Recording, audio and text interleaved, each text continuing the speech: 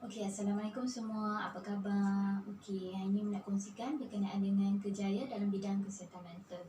Okey, kita tahu bahawa masyarakat Malaysia mengikut statistik semakin hari semakin tinggi apa mempunyai masalah dalam kesihatan mental. Dan biasa kita dengar mereka yang berkecimpung dalam kerjaya ini, pertama kita biasa mendengar berkenaan dengan pakar psikiatris, yang kedua pegawai psikologi, dan yang ketiga kaunselor. Okey. Kaunselor kebanyakannya kita biasa mendengar kaunselor di sekolah, kaunselor organisasi ataupun kaunselor di institusi pengajian tinggi. Tetapi kita jarang mendengar tentang kaunselor kesihatan mental, kan? Okey, sebenarnya kaunselor kesihatan mental juga merupakan salah satu kerjaya dalam bidang kesihatan mental lah, membantu dari segi kesihatan mental.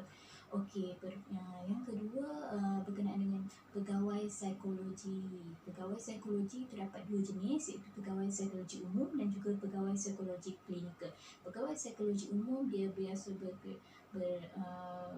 ditugaskan di mana-mana institusi untuk dalam tidak ada pengkhususan dalam kesihatan mental, tetapi berbeza dengan pegawai psikologi klinikal dikhususkan untuk bekerja dalam sebagai pegawai psikologi di hospital kerajaan ataupun swasta, dan juga ada kriteria tertentu untuk dilantik sebagai pegawai psikologi klinikal. Okey, pakar psikiatris pula merupakan doktor perubatan yang mempunyai kepakaran dalam bidang psikiatris. Okey. Okey, kita tengok dari segi kelulusan. Okey, kaunselor kesihatan mental dia perlulah mempunyai ijazah sarjana muda kaunseling ataupun ijazah sarjana kaunseling pengkhususan kesihatan mental. Banyak universiti yang sekarang ini telah menawarkan pengkhususan dalam bidang kesihatan mental kepada ijazah kepada pengajian dalam ijazah sarjana kaunseling ini, seperti di Universiti Utara Malaysia ataupun Universiti UPSI, dan juga ada universiti lain lah. Okey.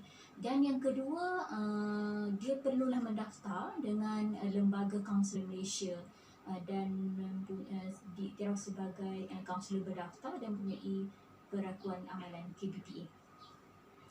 Okey, kita tengok kepada kerjaya yang kedua, iaitu pegawai psikologi klinikal, yang itu khusus kepada bidang kesihatan mental. Okey, pertama dia mesti mempunyai ijazah sarjana muda ijazah sarjana muda psikologi, dan yang kedua mestilah menerima latihan dan penyeliaan dalam diagnosis dan juga perawatan penyakit mental secara klinikal sekurang-kurangnya 2 tahun. Okey, pertama dia mesti mempunyai ijazah sarjana muda psikologi, dan yang kedua mesti menerima latihan dan penyeliaan dalam diagnosis dan rawatan penyakit mental ni, okey, secara klinikal sekurang-kurangnya 2 tahun. Okey, barulah dia boleh diiktiraf sebagai pegawai psikologi klinikal. Okey, itu beza antara kaunselor kesihatan mental dan juga pegawai psikologi klinikal. Okay, apa pula kelulusan untuk pakar psikiatris? Okay. Pakar psikiatris yang pertama dia perlu mempunyai ijazah sarjana perubatan. Dia mesti merupakan seorang doktor. Okey, menjadi pegawai perubatan siswaza dalam pegawai dan juga pegawai perubatan lah, menjadi doktor, pegawai perubatan. Okey, dan seterusnya dia menyambung pengajian dalam bidang kepakaran psikiatris. Okey, sekurang-kurangnya 4 tahun.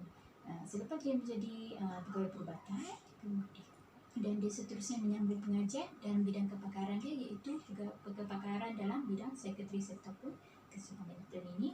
Okey, sekurang-kurangnya 4 tahun. Okey, barulah dia diiktiraf sebagai pakar psikiatris. Okey, apa tugas mereka bertiga ni?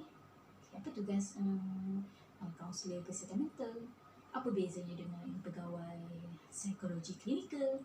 Apa bezanya pakar psikiatris? Okey, kita lihat satu-satu. Kaunselor kesihatan mental dia menjalankan intervensi kaunseling kepada populasi yang sihat, maknanya orang yang sihat, di mana dia bertujuan untuk mencegah penyakit mental dan menguruskan cabaran dalam hidup serta mengekalkan kesejahteraan diri. Okey, fokus kepada orang yang sihat dan tidak mempunyai penyakit mental. Itu tugas kaunselor untuk memberikan intervensi kaunseling kepada populasi ini. Okey, bagaimana nak menjaga diri, bagaimana nak menguruskan diri, bagaimana nak menguruskan emosi, bagaimana menguruskan cabaran dalam kehidupan dan dalam mengekalkan kesejahteraan diri untuk menjadi individu yang sihat dan juga masyarakat yang proaktif. Okey, yang kedua, pegawai psikologi klinikal. Okey, pegawai psikologi klinikal ini dia memberikan rawatan psikoterapi dengan 3 matlamat utama. Yang pertama, dia membantu pesakit untuk sedar dan faham punca masalah kenapa dia mempunyai sakit yang sebegitu. Yang kedua, membantu pesakit belajar teknik dan juga strategi bagaimana nak menghadapi masalah. Okey, bila dia ada masalah, macam mana nak hadapi masalah tu. Okey, itu pegawai psikologis. Yang ketiga, dia juga berusaha untuk meningkatkan kekuatan dalaman dan membantu memperkasakan diri. Apabila pesakit mempunyai masalah, jadi mempunyai masalah, dia membantu meningkatkan kekuatan dalaman, macam mana nak elakkan diri daripada berrelapse. Okey, supaya perkara ini tidak berulang lagi. Okey, dia dah dapat pesan. Okey, ini rawatan psikoterapi yang diberikan oleh pegawai psikologi secara pegawai psikologi klinikal. Okey, dan yang ketiga, pakar sekretaris. Okey, pakar sekretaris tugasnya apa? Okey, pakar sekretaris tugasnya membuat diagnosis penyakit. Okey, pertama dia membuat diagnosis penyakit. Yang kedua, merancang pelbagai pelanan rawatan komprehensif untuk pesakit mental. Okey, dan dia juga berhak untuk memberikan rawatan termasuklah ubatan, psikoterapi dan juga rawatan elektrokonvulsif. Okey, apa benda rawatan elektrokonvulsif ni? Okey, yang biasa kita tahu bahawa dia letakkan elektrik tu di kepala, tu rawatannya.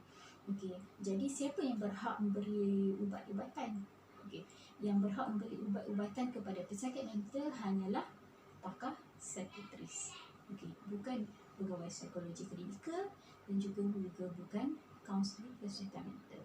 Okey, yang berhak adalah pakar psikiatris. So kita kena faham itu perbezaan antara tiga-tiga kejayaan ini.